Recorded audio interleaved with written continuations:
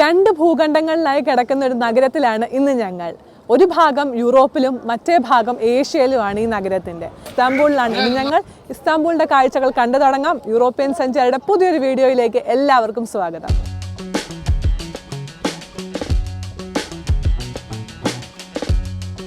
ഇന്നലെ കൊളോണിൽ നിന്നും Turkish airlines വഴി ഇസ്താംബൂളിലെത്തി. വലിയ ലഗേജൊക്കെ എയർപോർട്ടിലെ ലഗേജ് സ്റ്റോറേജിൽ വെച്ചിട്ട് ടൂർ ഇസ്താംബൂളിൻ്റെ ഭാഗമായി ടർക്കിഷ് എയർലൈൻസ് തന്ന ഗ്രാൻഡ് യാവൂസ് എന്ന ഹോട്ടലിലാണ് ഞങ്ങൾ താമസിക്കുന്നത്. ഇന്ന് ഇസ്താംബൂളിൽ ഞങ്ങളുടെ ആദ്യത്തെ ദിവസമാണ്. രാവിലെ എഴുന്നേറ്റ് റെഡിയായി ബ്രേക്ക്ഫാസ്റ്റ് കഴിക്കാനുള്ള തയ്യാറെടുപ്പിലാണ് ഞങ്ങൾ റെസ്റ്റോറൻറ്റിലേക്ക് പോവുക. ഹോട്ടൽ സ്റ്റേയുടെ കൂടെ കോംപ്ലിമെൻ്ററി ആയിട്ട് കിട്ടിയ ബ്രേക്ക്ഫാസ്റ്റ് ആയത്. ഇതും ടൂർ ഇസ്താംബൂളിൻ്റെ ഭാഗം തന്നെ. എപ്പോഴും കാണുന്ന ഒരു ടിപ്പിക്കൽ കോണ്ടിനെൻ്റൽ സ്റ്റൈലിൽ നിന്ന് വളരെ വ്യത്യസ്തമായി എന്നാൽ തനി ടർക്കിഷ് ഇൻഫ്ലുവൻസ് ഉള്ള വിഭവങ്ങളായിരുന്നു കൂടുതൽ. പലതരം ചീസുകൾ, സലാഡുകൾ, ഒലീവ്സ്, ഇവിടുത്തെ സ്റ്റൈല് ബ്രെഡ്, സസീക്കി പോലുള്ള ഡിപ്പുകൾ, അങ്ങനെ ഒരുപാട് വിഭവങ്ങൾ അടങ്ങിയ വിഭവസമൃദ്ധമായ ഗംഭീര ബ്രേക്ക്ഫാസ്റ്റ്. ബ്രേക്ക്ഫാസ്റ്റ് കഴിച്ചു. ഇനി നമ്മൾ ഈ ഹോട്ടലിൽ നിന്ന് ചെക്ക് ഔട്ട് ചെയ്യാൻ പോവാം.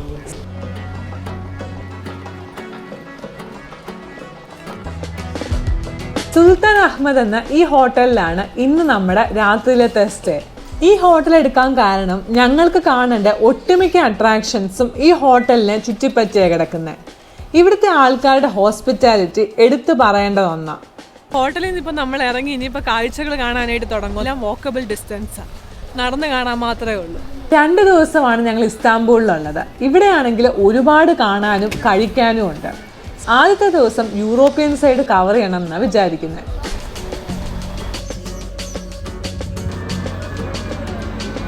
നടക്കുന്ന വഴിയിലെല്ലാം ഒരുപാട് പൂച്ചകളെ കാണാം. ഇവിടുത്തെ ആൾക്കാരും വരുന്ന ടൂറിസ്റ്റുകളുമെല്ലാം അവർക്ക് ഭക്ഷണം കൊടുക്കുന്നതിനോടൊപ്പം പൂച്ചകൾക്കായി ഭക്ഷണവും വെള്ളവും കൊടുക്കുന്ന ഓട്ടോമാറ്റിക് ഫീഡിംഗ് മെഷീനുകളും ഇവിടെയുണ്ട്. ഏത് രാജ്യത്തെ കോയിൻ വേണേലും ഈ മെഷീനുകളിലിടാം. വിശക്കുന്നവന് ഭക്ഷണം കൊടുക്കുന്നതിനേക്കാളും വലിയ കാര്യം വേറെ ഒന്നുമില്ലല്ലോ, അത് മനുഷ്യനാണെങ്കിലും മൃഗമാണെങ്കിലും. ഞങ്ങളെയും കൊണ്ട് കഴിയുന്നത് പോലെ പൂച്ചകൾക്ക് ഭക്ഷണം കൊടുത്ത് നേരെ സുൽത്താൻ അഹമ്മദ് സ്ക്വയറിലെത്തി. ഹായ സോഫിയയും ബ്ലൂ മോസ്കും ജർമ്മൻ ഫൗണ്ടനും എല്ലാം അടങ്ങിയതാണ് ഈ സുൽത്താൻ അഹമ്മദ് സ്ക്വയർ എന്ന് പറയുന്നത്. ഞാനിപ്പോൾ ഈ നിൽക്കുന്ന സ്ക്വയർ. ഒരു ടർക്കിഷ് ചായ കുടിച്ചോണ്ടോ അല്ലെങ്കിൽ സിമറ്റ് കഴിച്ചോണ്ടോ ഒക്കെ നമുക്ക് ഇസ്താംബൂളിൻ്റെ നഗര കാഴ്ചകൾ കാണാൻ കഴിയുന്ന അല്ലെങ്കിൽ ആസ്വദിക്കാൻ കഴിയുന്ന ഒരു സ്ഥലമാണിത്. നമുക്ക് ബ്ലൂ മോസ്ക് കാണാൻ പോവാം.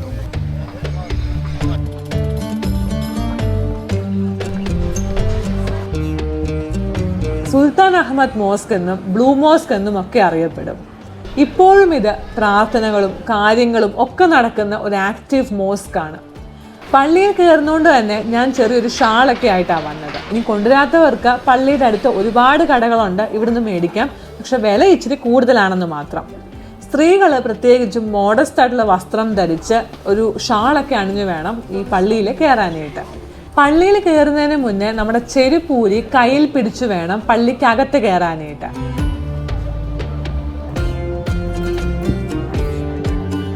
പള്ളിയുടെ അകം മുഴുവൻ കാർപ്പറ്റ് ഇട്ടേക്കുക. പള്ളിക്കകത്ത് ഒരു സൈഡിലായി ചെരുപ്പ് വെക്കാനുള്ള സൗകര്യങ്ങളൊക്കെ ഉണ്ട്. 20,000-ഓളം നീല ഇസ്നിക് ടൈലുകൾ ഉപയോഗിച്ച് 17ാം സെഞ്ച്വറിയിൽ പണിതൊരു പള്ളിയാണിത്. നീല നിറമായതുകൊണ്ടാണ് ഈ പള്ളിയെ ബ്ലൂ മോസ്ക് എന്ന് വിളിക്കുന്നത്. 260-ഓളം ജനാലകളും ഷാൻലിയറും ഒക്കെയുള്ളൊരു പള്ളിയായത്. ഒരു ടൂറിസ്റ്റ് സ്ഥലം എന്നതിലുപരി ഇവിടുത്തെ ആൾക്കാർ പ്രാർത്ഥിക്കാൻ വരുന്നൊരിടം കൂടിയാണിത്. ഇവിടെ കുറേ പേരൊക്കെ പ്രാർത്ഥിക്കുന്നത് നമുക്ക് കാണാം. പ്രാർത്ഥനാ സമയമാകുമ്പോൾ പള്ളി അടച്ചിടും. അത് നോക്കി വേണം പള്ളി കാണാൻ വരാൻ.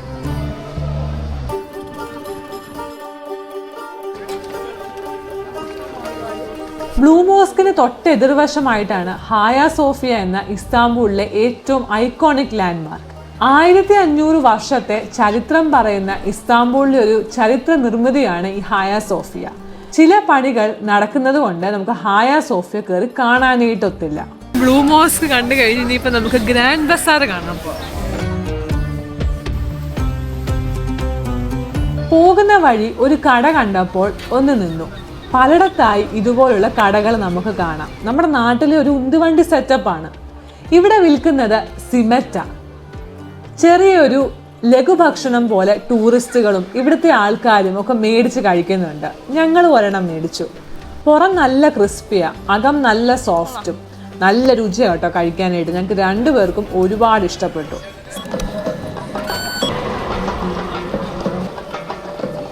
സിമറ്റ് കഴിച്ച ഈ സുൽത്താൻ അഹമ്മദിലെ ട്രാം സ്റ്റേഷനിൽ നിന്ന് ട്രാം എടുത്ത് ഞങ്ങൾ ഗ്രാൻഡ് ബസാർ കാണാൻ പോവാം.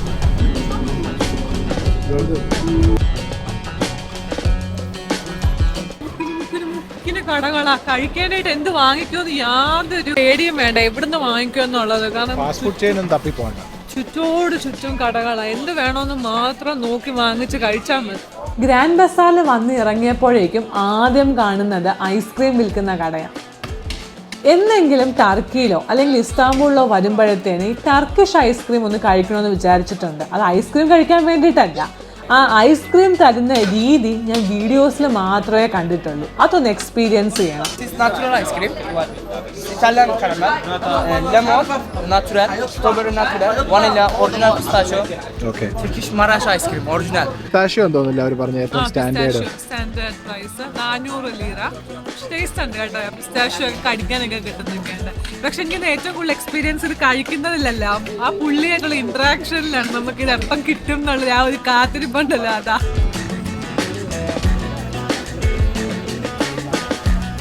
അവിടെ നിന്ന് നടന്ന് ഞങ്ങൾ ഗ്രാൻഡ് ബസാറിൻ്റെ അകത്തേക്ക് കയറാൻ പോവാം.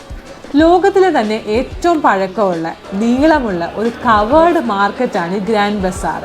ദുബായിലെയും ദേരയും ദബർ ദുബായിലൊക്കെ കാണുന്ന ഒരു സൂക്ക് സ്റ്റൈലില്ലേ, ഏതാണ്ട് അതുപോലൊക്കെ തന്നെ. 4000-ഓളം കടകൾ ഇവിടെയുണ്ട്. അതിൽ പലതരം സാധനങ്ങളും വിൽക്കുന്നുണ്ട്. സ്വർണ്ണാഭരണങ്ങൾ വിൽക്കുന്ന കടകളുണ്ട്, ടർക്കിഷ് വിളക്കുകൾ, ടർക്കിഷ് ഡിലൈറ്റുകൾ വിൽക്കുന്ന കടകളുണ്ട്, ചായപ്പൊടികൾ, ചായപാത്രങ്ങൾ വിൽക്കുന്ന കടകളുണ്ട്, ഈവിളായുടെ മാല, ബ്രേസ്ലെറ്റ്, ഹാങ്ങിങ്സ് വിൽക്കുന്ന കടകളുണ്ട്, ലെതർ ഐറ്റംസ് വിൽക്കുന്ന കടകളുണ്ട്, മസാലകൾ, തുണികൾ എന്ന് വേണ്ട ലോകത്തിലെ ലക്ഷൂറിയസ് ബ്രാൻഡുകളായ ലൂയി വിറ്റോൺ, പ്രാദ എന്നിങ്ങനെയുള്ള ബ്രാൻഡുകളുടെ ഒറിജിനൽ സാധനങ്ങൾ പോലും തോറ്റുപോകുന്ന ഫസ്റ്റ് കോപ്പി വരെ ഇവിടെ കിട്ടും. ഇതൊക്കെ നമ്മളെ വിളിച്ചു കയറ്റും കേട്ടോ. അപ്പൊ നമ്മള് വേണ്ടാന്ന് പറഞ്ഞ് താങ്ക് യു എന്ന് പറയുമ്പോഴത്തേന് ആൾക്കാർ പറഞ്ഞു don't break my heart, just try. കേൾക്കുമ്പോൾ നമുക്കൊരു സിമ്പിൾ തോന്നും, ഒന്ന് പോയി ട്രൈ ചെയ്താലോ എന്നുള്ളത്. പക്ഷെ നമ്മളത് സ്നേഹപൂർവ്വം നിരസിച്ച് നടന്നു.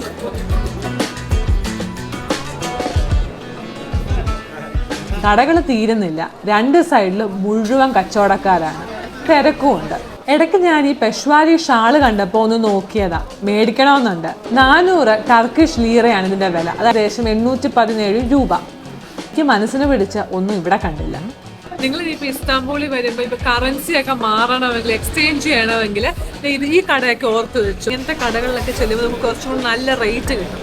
ഞങ്ങളെ സംബന്ധിച്ച് ഞങ്ങൾ കാർഡ് എല്ലായിടത്തും ഉപയോഗിക്കുന്നത്, ഓൾമോസ്റ്റ് എല്ലായിടത്തും നമുക്ക് കാർഡ് വെച്ച് യൂസ് ചെയ്യാനായിട്ട് പറ്റും. പൈസ വേണ്ടത് നമ്മൾ ഈ കുഞ്ഞു കട, ഇപ്പോൾ സിമെൻറ്റൊക്കെ മേടിച്ചില്ല, അവിടെയൊക്കെ നമുക്ക് പൈസയുടെ ആവശ്യം വന്നായിരുന്നു. ഇവിടെ ഈ ബസാറിൽ ടൂറിസ്റ്റുകൾ മാത്രമല്ല സാധനങ്ങൾ മേടിക്കാൻ വരുന്നത്, ഇവിടുത്തെ ആൾക്കാരും സാധനങ്ങൾ വാങ്ങിക്കാനായിട്ട് വരുന്നുണ്ട്.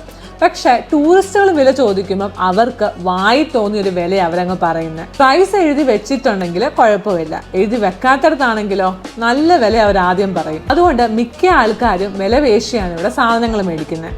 ഇങ്ങനെ നടന്ന് ഞങ്ങളുടെ സ്ക്വയറിലെത്തി. ഈ സ്ക്വയറിലാണ് നമുക്ക് ഇനിയും കാണേണ്ട ഈജിപ്ഷ്യൻ ബസാർ ഉള്ളത്.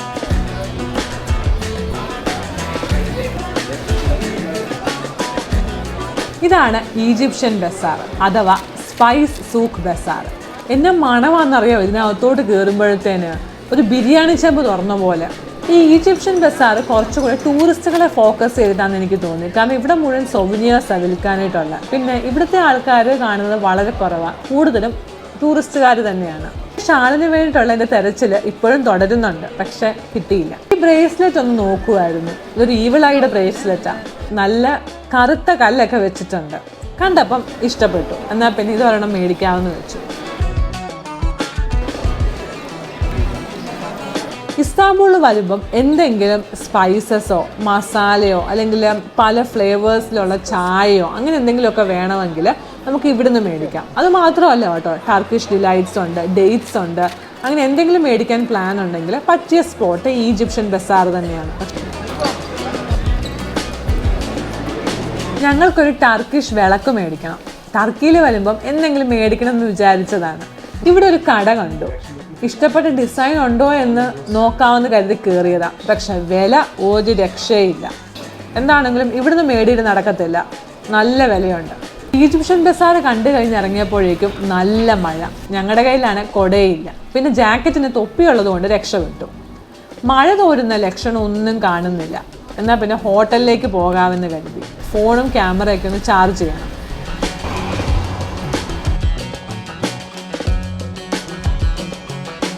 ഞങ്ങൾ നടന്ന് ഹോട്ടലിലേക്കുള്ള ട്രാം എടുക്കാൻ നോക്കുവാണ്. മാപ്പിൽ നോക്കിയപ്പം ട്രാം സ്റ്റേഷൻ തൊട്ടടുത്തുണ്ടെന്നാണ് കാണിക്കുന്നത്. പക്ഷെ നോക്കിയിട്ടൊന്നും കാണുന്നില്ല. പല ആൾക്കാരോടും ചോദിച്ച് ഒടുവിൽ കണ്ടുപിടിച്ച് ട്രാം സ്റ്റേഷനിലെത്തി. ട്രാം വന്നപ്പോഴോ ഭയങ്കര തിരക്ക്. ഒന്ന് കയറി നിൽക്കാൻ പോലുള്ള സ്ഥലം അതിനകത്തില്ല. എന്നാലും തൂങ്ങിപ്പിടിച്ച് ഒരു വിധത്തിൽ ലക്ഷ്യസ്ഥാനം എത്തി. അതിൻ്റെ കൂടെ ഭയങ്കര മഴ. ഹോട്ടലിൽ വന്ന് ഫോണൊക്കെ ചാർജ് ചെയ്ത് കാപ്പിയൊക്കെ കുടിച്ച് ചെറിയ സ്നാക്സ് ഒക്കെ കഴിച്ച് ഞങ്ങൾ വീണ്ടും ഇറങ്ങുക. ഇങ്ങോട്ട് വന്ന അത്രയും തിരക്കില്ല. അറ്റ്ലീസ്റ്റ് നിൽക്കാനുള്ള സ്ഥലം കിട്ടിയിട്ടുണ്ട്. പക്ഷെ ഓരോ സ്റ്റോപ്പ് കഴിയുമ്പോഴും കയറുന്ന ആൾക്കാരുടെ എണ്ണം കൂടുക. ഗലാട്ട പാലവും ഗലാട്ട ടവറും കാണാൻ വേണ്ടി ഇറങ്ങിയതാണ്. ഞങ്ങളിപ്പോൾ ട്രാമിൽ ഇങ്ങോട്ട് വന്നപ്പോഴത്തേനാണെങ്കിൽ ഭയങ്കര തിരക്കായിരുന്നു ട്രാമിൽ. അപ്പോൾ ഒരു പെണ്ണാണെങ്കിൽ ഞങ്ങളുടെ രണ്ടുപേരുടെ അടുക്ക നിൽക്കുക, വേറൊരു സ്ത്രീയും ഉണ്ട് കൂടെ. എന്നിട്ട് ഈ പെണ്ണെന്ത് ചെയ്യുന്ന വെച്ച് കഴിഞ്ഞാൽ പതുക്കെ ഷാളിട്ടേക്കും. അതിനകത്തൂടെ കൈ ഇങ്ങനെ കൊണ്ടുവന്ന് എൻ്റെ ബാഗിൻ്റെ പകുതി വരെ തുറന്നു. അപ്പം എനിക്ക് ഫീൽ ചെയ്തു. അപ്പം ഞാൻ ഇങ്ങോട്ട് മാറിയപ്പോൾ എൻ്റെ ബാഗ് ഇങ്ങനെ തുറന്നു കിടക്കുക. ശരിക്കും ഇതിനകത്തൊന്നുമില്ല. ഇവിടെ വരെ തുറന്നു വെച്ചവള്, പക്ഷെ ഇതിനകത്തൊന്നുമില്ല. കാരണം ഇത്രയും രാജ്യത്ത് പോയൊരു എക്സ്പീരിയൻസ് വെച്ച് നമുക്കറിയാം എപ്പോഴാണ് നമ്മുടെ പോക്കറ്റ് അല്ലെങ്കിൽ നമ്മുടെ ബാഗൊക്കെ അടിച്ചുകൊണ്ട് പോവാന്ന് പറയുന്നത്. അതുകൊണ്ട് ഒരു പൈസ ഇതിനകത്തില്ല. വേണമെങ്കിൽ ലിപ്സ്റ്റിക്കോ അല്ലെങ്കിൽ അങ്ങനെ ഇപ്പം ട്രാമിന്റെ ടിക്കറ്റോ കാർഡോ അതൊക്കെ എടുക്കാൻ പറ്റും. അല്ലാതെ ഇതിനകത്തൊന്നും ഒന്നുമില്ല. മനസ്സിലായി അവർക്ക്, നമുക്ക് കാര്യം മനസ്സിലായെന്നുള്ളത്. അപ്പുറത്തെ സ്റ്റോപ്പിൽ തന്നെ ഉടനെ ചാടി ഇറങ്ങുകയും ചെയ്യും.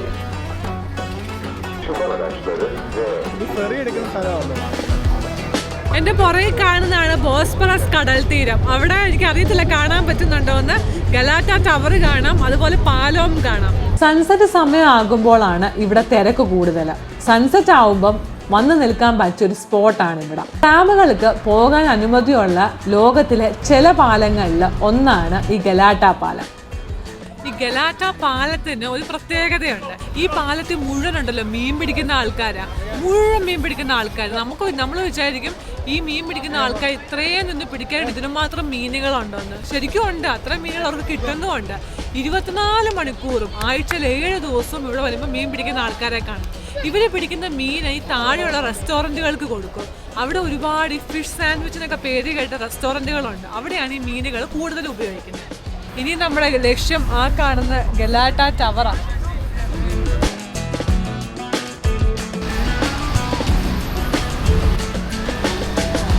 പടികൾ കയറി വേണം ഈ ടവറിന്റെ അടുത്തേക്ക് പോകാനായിട്ട്. നല്ല കയറ്റം ഇറക്കമാണ്. ഇറക്കം കുഴപ്പമില്ല, പക്ഷെ കയറ്റം നടക്കുന്ന വഴിയിലും ഒരുപാട് സൊവിനിയർ കടകൾ ഇവിടെയുണ്ട്. ആയ സോഫിയയുടെയും സുൽത്താൻ അഹമ്മദ് മോസ്കിൻ്റെയും ഗലാട്ട ടവറിൻ്റെ ഒക്കെ രൂപത്തിലുള്ള സൊവിനിയറുകൾ മേടിക്കാൻ കിട്ടും. പിന്നെ ടൂറിസ്റ്റിക് സ്ഥലമായതുകൊണ്ട് വില ഇച്ചിരി കൂടുതലായിരിക്കുമെന്ന് മാത്രം.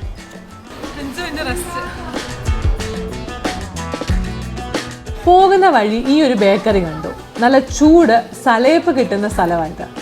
ടർക്കിയിലെ ഒരു പരമ്പരാഗത പാനീയമാണ് ഈ സലേപ്പ് എന്ന് പറയുന്നത്. തണുപ്പ് സമയത്ത് ചൂടായും വേനൽ സമയത്ത് തണുപ്പിച്ച് നമുക്ക് ഈ സലേപ്പ് കുടിക്കാം. ഇത് നമ്മുടെ ഓർക്കിഡ് ചെടിയുടെ മണ്ണിന്റെ അടിയിലെ ഭാഗം ഉപയോഗിച്ചാണ് ഈ സലേപ്പ് ഉണ്ടാക്കുന്നത്. അതിന്റെ മുകളിൽ കറുവപ്പട്ട ഇങ്ങനെ പൊടിച്ചിട്ട് പൊടിയിടും.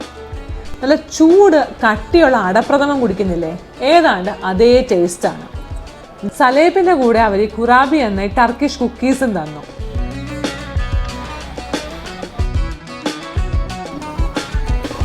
ഇവിടെ നിന്നും ഒരു വളവ് തിരിഞ്ഞ് നേരെ നടക്കുന്നത് ഗലാട്ട ടവറിലേക്കാണ്.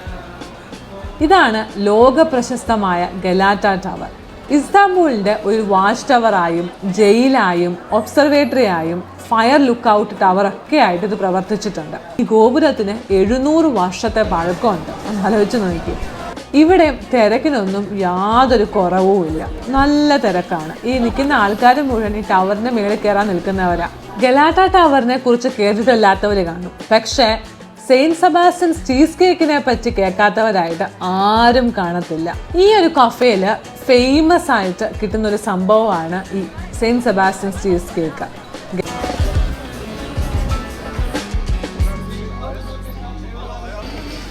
ഈ നടന്നു പോകുമ്പോഴൊക്കെ റൈറ്റ് സൈഡിലിരുന്ന് കഴിക്കുന്ന ആൾക്കാരുടെ പ്ലേറ്റ് ഒന്ന് ശ്രദ്ധിച്ച് നോക്കിക്കേ. അവരെല്ലാം ഈ ചീസ് കേക്ക് കഴിക്കുന്നവരാ.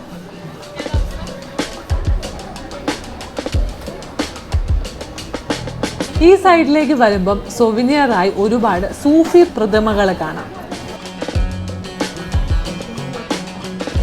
ഇനിയും ഇവിടുന്ന് ഞങ്ങൾ നടന്ന് ടക്സിം സ്ക്വയറിലേക്ക് പോകാം.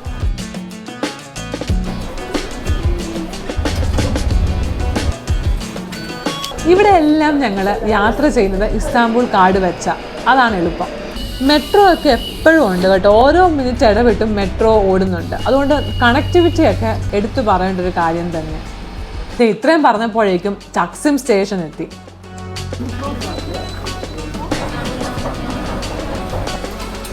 ഇസ്താംബൂളിന്റെ ഒരു മോഡേൺ മുഖമാണ് ഈ ടക്സിം സ്ക്വയർ. രാത്രിയിൽ ഉറങ്ങാതിരിക്കുന്ന ഏരിയയാണ്. എല്ലാ ആൾക്കാരും ഇവിടെയാണ്. കഴിക്കാനായിട്ടുള്ള ഒരുപാട് കടകളുണ്ട്, ഒരുപാട് ഹാപ്പനിങ്സ് നടക്കുന്ന ഒരു സ്ഥലമാണ് ടക്സിം. ഇവിടെ ഞങ്ങൾ വന്നേക്കുന്നത് ഒരു കട അന്വേഷിച്ച ഈ കാണുന്ന ഹാഫിസ് മുസ്തഫ ഷോപ്പ്. ടർക്കിയിൽ വന്നിട്ട് എങ്ങനെ ബക്ലാവ കഴിക്കാതെ പോകും? ഞങ്ങൾ ഇവിടെ ഇരുന്ന് കഴിക്കാമെന്ന് വെച്ചു. മെനു വന്നപ്പോഴോ ഒരുപാട് സാധനങ്ങളുണ്ട്, കേട്ടിട്ടുള്ളതും കേട്ടിട്ടില്ലാത്തതും. നമുക്കാകെ പരിചയം ഇതിനകത്ത് ബക്ലാവ മാത്രമാണ്. ഞങ്ങൾ വലിയ വെറൈറ്റി ഒന്നും പിടിക്കാൻ പോയില്ല. ബക്ലാവ ഓർഡർ ചെയ്തു, പിന്നെ കഡായിഫ് ഓർഡർ ചെയ്തു. അത് ചൂടായിട്ടാണ് വന്നേക്കുന്നത്. കഡായിഫിൻ്റെ മുകളിലേക്ക് സിറപ്പും പിസ്താഷ്യോ ഇടണം. അത് നമുക്ക് വേണ്ട അത്രയും അനുസരിച്ച് ഇട്ട് കഴിക്കാം. നല്ല ടേസ്റ്റാണ് കേട്ടോ. ഞാൻ ആദ്യമായിട്ട് ആ കഡായിഫ് ഇത്ര ചൂടായിട്ട് കഴിക്കുന്നത്. പിന്നെ ബക്ലാവയുടെ കാര്യം പറയണ്ടല്ലോ, ഇവരുടെ പരമ്പരാഗത, ഇവരുടെ സ്വന്തം ബക്ലാവ. അതിൻ്റെ കൂടെ ഒരു ഡിപ്പും ഉണ്ട്.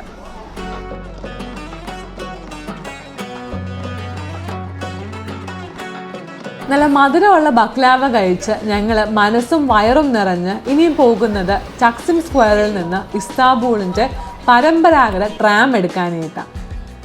ട്രാം വരാൻ സമയമുണ്ട്. അതുവരെ ഈ ചേട്ടൻ ഡ്യൊണ്ണർ ഉണ്ടാക്കുന്നത് നോക്കി നിൽക്കുമായിരുന്നു. ടക്സിം സ്ക്വയറിൽ വളരെ ഫേമസ് ആയിട്ടുള്ള ഡ്യൊണ്ണർ ഹാംബർഗർ കിട്ടുന്ന സ്ഥലമായത്. ട്രാം വന്നു. അപ്പോഴേക്കും ട്രാമിൽ കയറാൻ എവിടെ നിന്നില്ലാത്ത പോലെ ആൾക്കാരും. ഭാഗ്യത്തിന് ആദ്യം തന്നെ കയറി സീറ്റും കിട്ടി. പോകുന്നിടത്തൊക്കെ പഴയ ട്രാമുകൾ കാണുക, അതിൽ കയറി യാത്ര ചെയ്യുക, അത് ഞങ്ങൾക്ക് രണ്ടുപേർക്കും വളരെ ഇഷ്ടമുള്ളൊരു കാര്യമാണ്. ടക്സിം സ്ക്വയറിൽ നിന്ന് ഏകദേശം 1.5 കിലോമീറ്റർ മാത്രമേ ഈ ട്രാം സഞ്ചരിക്കത്തുള്ളൂ. പിന്നെ ഒരുപാട് സീറ്റൊന്നുമില്ല ഈ ട്രാമിൽ, ഓരോ സീറ്റായിട്ടാണ്. ഞാൻ ഇരിക്കുന്ന കണ്ടില്ലേ, അത് ഇതുപോലെ. അങ്ങനെ 2 സൈഡിലുണ്ട്. ഇസ്തിക്കൽ അവന്യൂയിലൂടെയാണ് ഈ ട്രാം പോകുന്നത്. പോകുന്ന വഴി 2 സൈഡിലും കടകളുണ്ട്. ട്രാമിൻ്റെ ഫൈനൽ സ്റ്റോപ്പായ ടണലിൽ ഞങ്ങൾ ഇറങ്ങി.